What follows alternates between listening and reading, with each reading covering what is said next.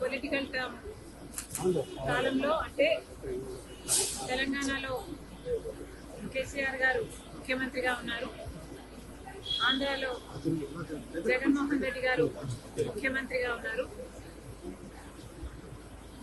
ఇద్దరు చాలా సన్నిహితంగా ఉండేవాళ్ళు, ఒకరికి ఒకరు అన్నట్టుగా కేటీఆర్ గారు జగన్మోహన్ రెడ్డి గారితో చాలా మంచి సంబంధాలను మెయింటైన్ చేశారు. అసలు వాళ్ళ సంబంధం ముందు రక్త సంబంధం కూడా చిన్నపోయింది.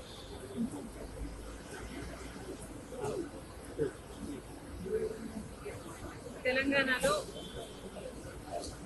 ఫోన్ ట్యాపింగ్ జరిగింది అన్నమాట ముమ్మాటికి నిజం. మరి ఈ ఫోన్ ట్యాపింగ్ వ్యవహారం తెలంగాణ ముఖ్యమంత్రి, ఆంధ్ర ముఖ్యమంత్రి కలిసి చేసిన జాయింట్ ఆపరేషను లేకపోతే ఇది షేర్డ్ ఇన్ఫర్మేషను నాకు తెలియదు, కానీ ఒక మాట అయితే స్పష్టంగా అర్థమైంది. అదేమిటంటే ఫోన్ ట్యాపింగ్ జరుగుతుంది, ఎంతమంది మీద జరుగుతుందో నాకు తెలియకపోయినా నా ఫోన్ ట్యాప్ అవుతుంది, నా భర్త ఫోన్ ట్యాప్ అవుతుంది, నా దగ్గర వాళ్ళ ఫోన్లు ట్యాప్ అవుతున్నాయి అన్న విషయం నాకు చాలా చాలా స్పష్టంగా అర్థమైంది. అసలు మా ఫోన్లు ట్యాప్ అవుతున్నాయి అనే అంశాన్ని నిజానికి నిర్ధారించింది వైవి సుబ్బారెడ్డి గారే. స్వయంగా వైవి సుబ్బారెడ్డి గారే హైదరాబాద్ లో మా ఇంటికి వచ్చారు. మా ఇంటికి వచ్చి మా ఫోన్లు ట్యాప్ అవుతున్నాయి అన్న అంశం నిర్ధారిస్తూ మా ఫోన్లు ట్యాప్ చేసిన ఒక కాన్వర్సేషను, ఒక ఆడియో కాన్వర్సేషను, వాళ్ళు ఫోన్ ట్యాప్ చేసిన కాన్వర్సేషను నాకే వినిపించారు.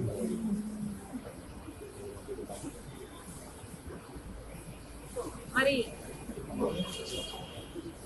ఈ విషయం సుబ్బారెడ్డి గారు ఇప్పుడు ఒప్పుకుంటారా అంటే నాకు తెలియదు, నాకు అనుమానమే.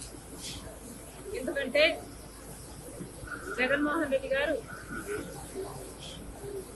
తన సొంత మేనల్లుడు మేనకోడలు ఆస్తి కాజేసే కుట్రలో భాగంగా జగన్మోహన్ రెడ్డి గారు సాయిరెడ్డి గారికి, సుబ్బారెడ్డి గారికి ఎలా ఒత్తిడి చేశారో, ట్యూషన్లు పెట్టి మరి మీడియాలో ఎలా అబద్ధాలు మాట్లాడిచ్చారో సాయిరెడ్డి గారు స్వయంగా చెప్పారు. కాబట్టి ఇప్పుడున్న పరిస్థితుల్లో మరి సుబ్బారెడ్డి గారు ఈ విషయాన్ని ఒప్పుకుంటారో ఒప్పుకోరో నాకు తెలియదు, కానీ ఇది నిజమని నేను ఏ ఇన్వెస్టిగేషన్ ముందరైనా చెప్పగలను, బైబిల్ మీద ప్రమాణం చేయగలను, నా బిడ్డల మీద ప్రమాణం చేసి ఇది నిజమని ఎక్కడైనా చెప్పగలను. మరి ఇలా నా ఇంట్లోనే నా ముందరే ఫోన్ ట్యాపింగ్ చేసిన ఆడియోలు నాకే వినిపిస్తే మరి నేనేం చేశాను అని మీరు నన్ను అడగొచ్చు. ఎందుకంటే ఫోన్ ట్యాపింగ్ అన్ఎథికలే కాదు, ఇల్లీగల్ కూడా. మరి అంత పెద్ద విషయాన్ని మా ఇంట్లో నా ముందరే బయట పెడితే నేనేం చేశాను అని మీరు నన్ను ప్రశ్నించవచ్చు. కానీ ఇక్కడ నేను చెప్పాలనుకున్న సంజాయిషి ఏమిటంటే, అప్పట్లో ఒకవైపు తెలంగాణలో కేసీఆర్ గారు ముఖ్యమంత్రిగా ఉన్నారు. ఆంధ్రప్రదేశ్లో జగన్మోహన్ రెడ్డి గారు ముఖ్యమంత్రిగా ఉన్నారు. ఇటు తెలంగాణలోనైనా ఇటు ఆంధ్రాలోనైనా కేసీఆర్ గారు జగన్మోహన్ రెడ్డి గారు చేస్తున్న అరాచకాలతో పోలిస్తే ఫోన్ ట్యాపింగ్ అంశం చాలా చిన్నదిగా కనిపించింది.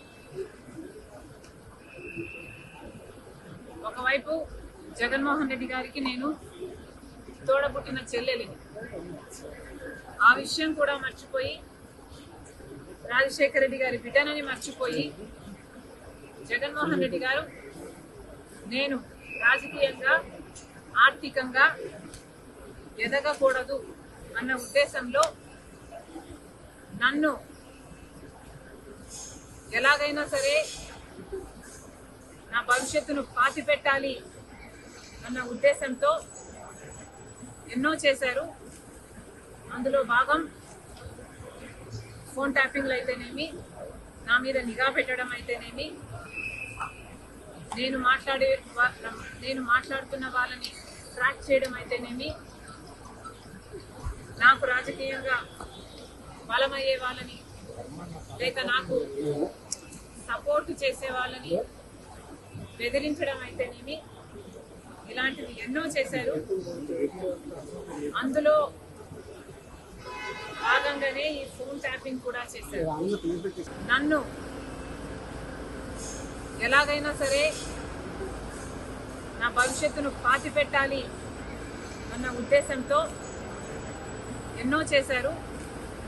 అందులో భాగం ఫోన్ ట్యాపింగ్లు అయితేనేమి, నా మీద నిఘా పెట్టడం అయితేనేమి, నేను మాట్లాడుతున్న వాళ్ళని ట్రాక్ చేయడం అయితేనేమి,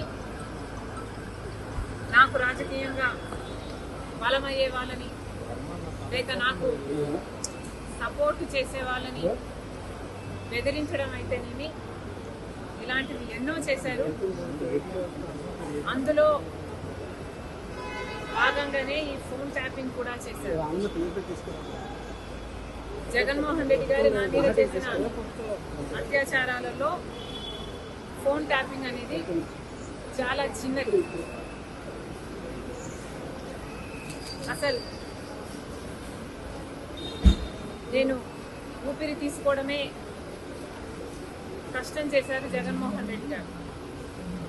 కనుక ఆ రోజుల్లో నేను తెలంగాణలో పొలిటికల్ అరీనాలో ఉన్న కేసీఆర్కి వ్యతిరేకంగా పోరాటం చేస్తున్న జగన్మోహన్ రెడ్డి గారికి ఏ సంబంధం లేనప్పటికీ నన్ను తొక్కేయాలి అని గట్టి ప్రయత్నం చేస్తున్నాడు. ఇంతమంది ఇన్ని ఫోర్సెస్తో పోరాటం చేయడం వాస్తవానికి నాకు చాలా కష్టంగా ఉండింది. Therefore, I could not fight every battle. I had to choose which battle to fight, and our time low, I could not afford to fight this phone tapping issue. నేను ఏ పోరాటాలు చేయాలి అన్నది నా సర్వైవల్ కోసం నేను పోరాటాలు చేస్తున్నా. కాబట్టి ఆ పర్టికులర్ టైంలో ఫోన్ ట్యాపింగ్ ఇష్యూ మీద నేను పోరాటం చేయలేకపోయినా, in spite of knowing that is illegal, unethical and against my constitutional rights. కానీ ఇప్పుడు నేను చెప్తున్నాను, ఫోన్ ట్యాపింగ్ జరిగిన మాట వాస్తవం, ముమ్మాటికి నిజం. ఈ కాన్వర్సేషన్ సుబ్బారెడ్డి గారి వైసీపీ నాకు సొంతంగా వినిపించింది. ఇది నిజం. కాబట్టి ఇప్పటికైనా నేను అప్పుడు చేయలేని పోరాటం, ఇప్పుడు ప్రభుత్వాలు మారాయి, ఇక్కడ రేవంత్ అన్నగారు ఉన్నారు, అక్కడ చంద్రబాబు గారు ఉన్నారు. కనీసం ఇప్పుడైనా ఈ ఇష్యూని చాలా సీరియస్గా తీసుకోవాలి. ఎక్కడ ఏ ఎంక్వైరీకి రమ్మన్నా నేను కూడా రావడానికి సిద్ధంగా ఉన్నాను. తప్పు జరిగింది, ఆ తప్పుకు శిక్ష కూడా పడాల్సిన అవసరం. అంటే ఎంక్వైరీనైనా మీరు ఏమన్నా ఫిర్యాదు చేసే అవకాశం ఉందా? నేను ఫిర్యాదు చేయాలి అనుకుంటే జగన్మోహన్ రెడ్డి గారు నాకు MOU రాసిచ్చిన రోజే ఇది అమలు చేయటం లేదు అని ఫిర్యాదు చేసేదాన్ని. నిజానికి సొంత తల్లిని కోర్టుకి ఇచ్చింది జగన్మోహన్ రెడ్డి గారు. నాకు పర్సనల్ గ్రడ్జెస్ లేవు అని నిరూపించుకోవడానికి మేబీ నేను పర్సనల్ ఫిర్యాదు చేయకపోవచ్చు, కానీ నేను చెప్పాలనుకుంటున్నది సోషల్ ఇష్యూ. ఇక్కడ తప్పు జరిగింది. ఇండియా పాకిస్తాన్ తాజా అప్డేట్స్ కోసం డౌన్లోడ్ చేసుకోండి RTV లైవ్ యాప్.